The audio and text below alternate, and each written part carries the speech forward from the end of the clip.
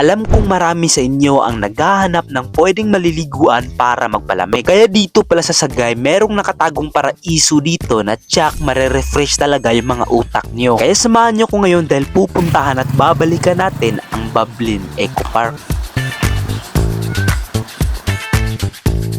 Ngayon ipapakita ko sa inyo na okay na at sementado na yung daanan patungo sa swimming pool. Sa mga di nakakaalam kung saan yung mismong daanan patungo sa swimming pool, punta lang kayo dito sa sentro nila at hanapin nyo itong signage na ito. Kung makikita nyo guys, dito pala sa kalsada, makikita natin yung napakalaki nilang signage, which is isa sa mga napaganda or nagbibigay sa atin ng guide papunta sa kanilang Bublin Eco Park. Tara, Simula dito sa crossing, aabutin ng 1.9 km bago ka makaabot sa swimming pool. Straight lang yung biyahe mo until makita mo itong signage dito sa taas. grabe, nakapagod. Sino bang di mapagod? Sobrang init ngayon eh. Pero buti na lang is nandito na tayo ngayon sa Bublin Eco Park. And kung makikita nyo, andito tayo ngayon sa kanilang signage. And merong arrow dito. Kung makikita nyo, doon yung kanilang swimming pool talaga. And actually, madali naman daanan kasi merong daanan dito. Madadaanan na ng motor at at the madadaanan na ng sasakyan. So, ano pang hinihintay nyo guys? Samahan nyo kung puntahan ang Bublin Eco Park.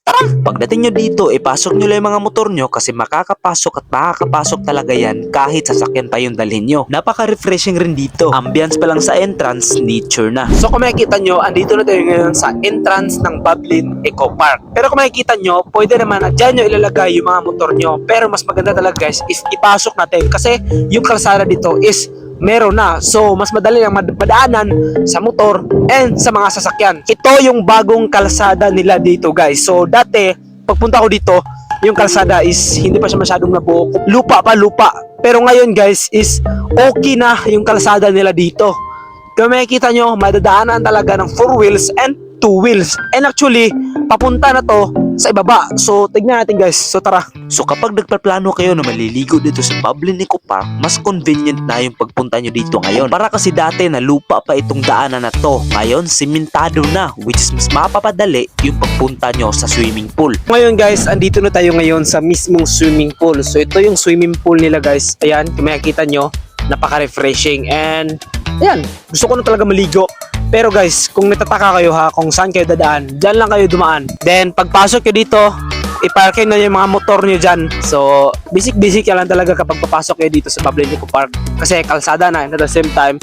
And dito guys, hindi pa to tapos ha, hindi pa to tapos. So, may lalagay pa dito soon.